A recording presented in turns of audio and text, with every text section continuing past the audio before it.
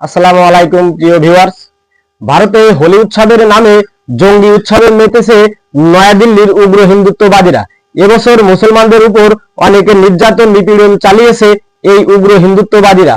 হোলি উৎসবের নামে মুসলমানদের মসজিদের নামাজের সময়সূচি বদলে দিয়েছে হিন্দু সরকার। এদিক থেকে বাংলাদেশে বসবাসকারী সংখ্যালঘুরা হাজার হাজার গুণ শান্তিতে এবং ভালো আছে যারা বাংলাদেশে বসবাস করছে। তবে ভারতে যেসব সংখ্যালঘু রয়েছে তারা খুব নির্যাতনের শিকার হচ্ছে এই হোলির নামে। মসজিদের চারপাশে পলিথিন দিয়ে ঢেকেও রক্ষা করা যায়নি। হোলি উৎসবের নামে উগ্র হিন্দুত্ববাদীরা তারা মসজিদের কাছে এসে মাইক গান বাজনা বাজিয়ে তাদের হোলি উৎসব পালন করেছে, যা জঘন্যতম অপরাধ।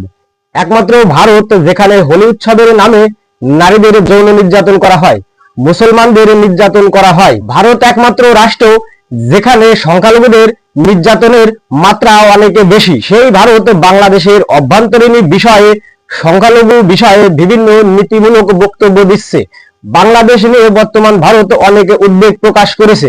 তবে ভারতের বর্তমান যে কার্যক্রম টোটাল ভারতীয় উপমহাদেশের মুসলমানদের জন্য উদ্বেগের বিষয়।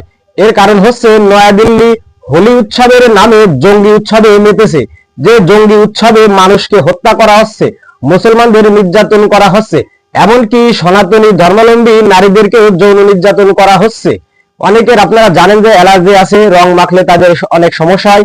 এই উগ্রপন্থীরা তারা কোনো কিছুই মানছে না, যারে পাচ্ছে তারে রং দিচ্ছে। এদের কালচারাল দেখে মনে হচ্ছে এখনো এরা কুসংস্কারে ভরে রয়েছে।